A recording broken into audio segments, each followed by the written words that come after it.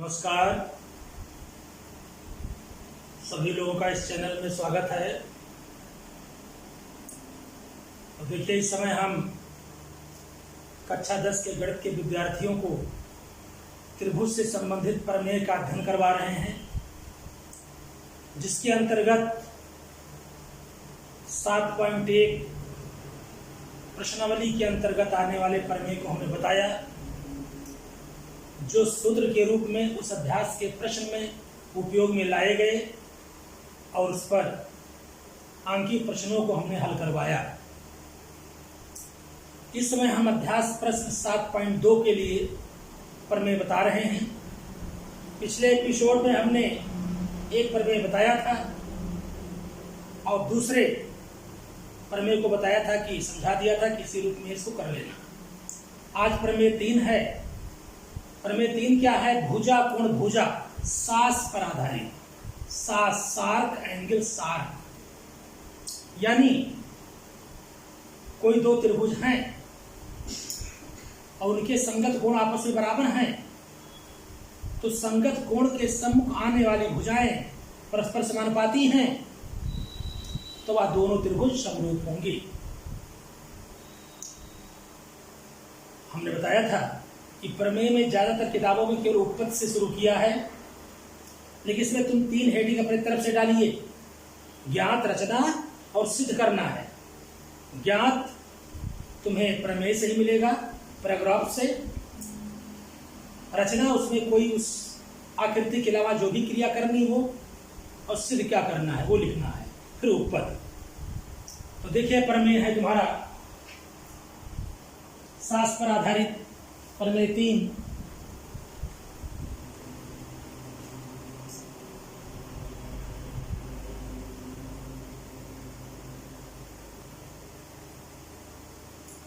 कहते हैं, यदि एक त्रिभुज का एक कोण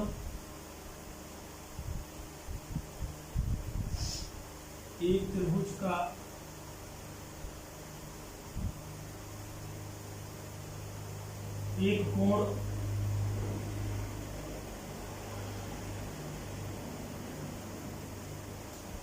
दूसरे त्रिभुज के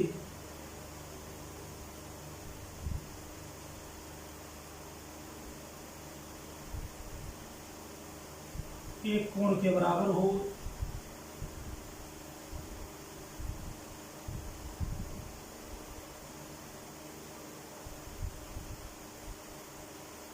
तथा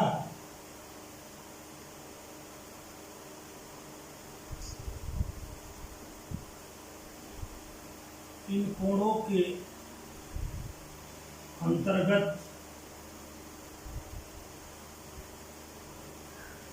आने वाली भुजाएं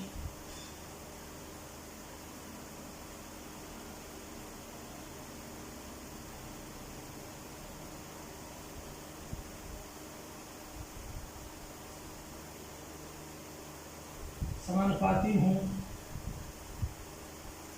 तो दोनों त्रिभुज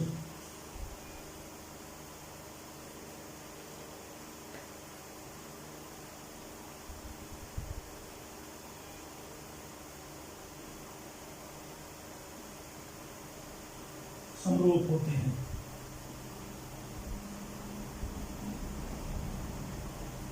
इसको पढ़कर सबसे पहले हेडिंग, ज्ञात दो त्रिभुज की बात हो रही है, तो दो त्रिभुज ले लें। एक त्रिभुज ले लिया ABC, दूसरा त्रिभुज ले लीजिए DEF।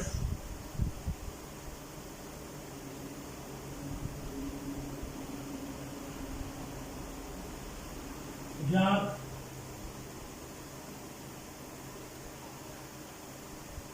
दो त्रिभुज ABC तथा त्रिभुज DEF, और कोण B बराबर कोण E तथा इनके संगत आने वाली भुजाएं ये और ये, कोण B कोण E हुआ इसके संगत ये भुजा, इसके संगत ये भुजा, यानी ए बी बटा डी ई बराबर ए सी बटा डी एफ।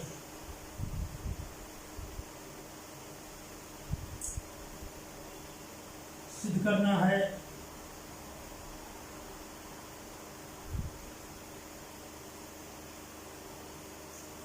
त्रिभुज एबीसी इक्विलिटरी टू त्रिभुज डीएफ और ये त्रिभुज इसके समरूप है। आया रचना को कोशिश किया करो, सिद्ध करना है कि बाद में लिखा करो, ज्यादा अच्छा रहेगा। प्रायः इन त्रिभुजों में हम दो भुजाएं जरूर मिलाते हैं, डी पर कोई बिंदु मान लो पी है और डी पर कोई बिंदु क्यू।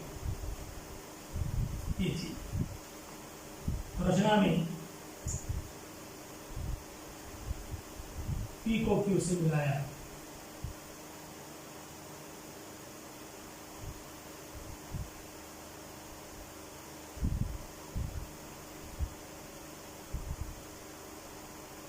जो क्रमशः डीई और डीएफ पर स्थित है।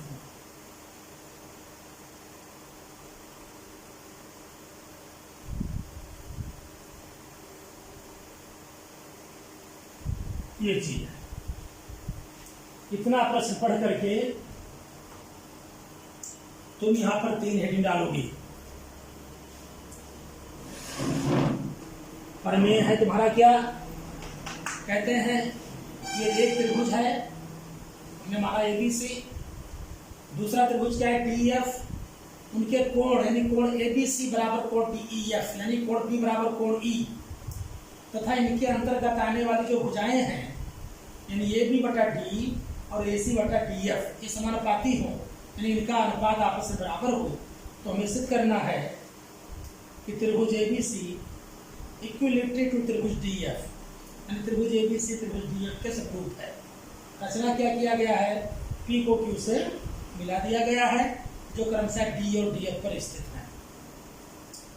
अब जो हमारा हेडिंग रहेगा वो उत्पत्ति, जो मेन है उत्पत्ति पर डिस्कस तुम्हें करना है।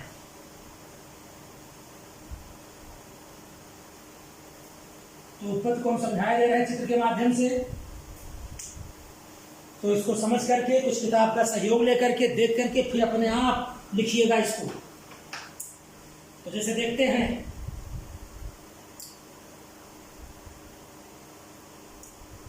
क्योंकि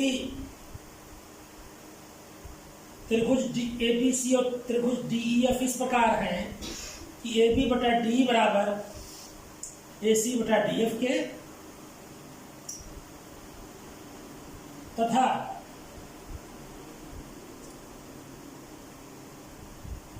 कोण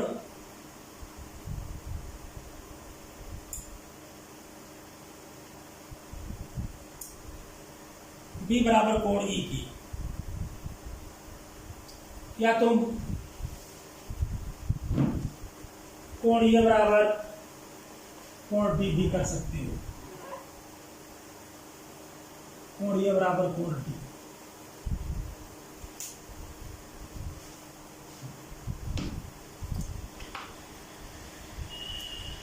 इसमें किया गया है, इसमें जो डीई और डीएफ पर क्रमशः पी और क्यू जो बिंदु लिए गए हैं, उसमें जो डीपी का मान है वो एबी के बराबर और डीक्यू का मान है वो एसी के बराबर। यानी ये से बी की जितनी दूरी है उतनी दूरी डी से हम पी की लेंगे, और जितनी दूरी ये की सी से है उतनी दूरी हम डी की क्यू की लेंगे। यानी तो ये त्रिभुज दो प्रकार के डिवाइड बन गए, एक त्रिभुज एबीसी, त्रिभुज डीपीक्यू। ए बी बराबर डीपी हमने प्रश्न के अनुसार लिया है, कोण ए बराबर कोण डी भी दिया हुआ है, ए सी बराबर डीक्यू भी हमने उसी के बराबर लिया हुआ है। तो सर्वागसन त्रिभुज के सिद्धांत से अगर किसी त्रिभुज की दो भुजाएं एक कोण आपस में बराबर हैं, तो भुजा कोण भुजा के सिद्धांत से यह त्रिभुज एबीसी और ऊपर वाला जो त्रिभुज बन रहा है DPQ, ये समरूप होंगे। इसलिए अगर समरूप हैं तो इसके संगत कोण आपस में बराबर होंगे, यानी कोण ए बराबर कोण D, कोण B बराबर कोण P और कोण C बराबर कोण Q के। अब चूंकि हम पहले से ही जानते हैं AB बटा DE बराबर AC बटा DF, इसमें हम AB की जगह पर DP और AC की जगह पर DQ रख दिया गया, तो DP अपान D बराबर DQ अपान DF हो गया।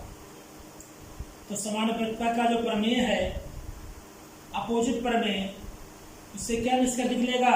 कोण P बराबर कोण E तथा कोण Q बराबर कोण F। इस प्रकार हम कह सकते हैं कि कोण A बराबर कोण D, कोण B बराबर कोण P, कोण C बराबर कोण Q बराबर कोण FT। इसका अर्थ यह हुआ कि कोण A बराबर कोण D, कोण B बराबर कोण Q तथा कोण C बराबर कोण F के। इसलिए यह त्रिभुज समकोणिक हैं, यानी तीनों कोण आपस में बराबर हैं, जिसकी वजह से ये त्रिभुज समरूप है। तो इस प्रकार इसको और प्रमेय 4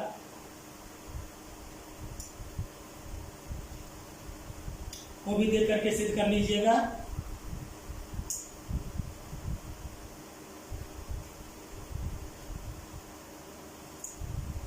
फिर हम प्रमेय 5 अगले ट्रिप में बताएंगे। तो प्रमेय में है क्या, ज्यादातर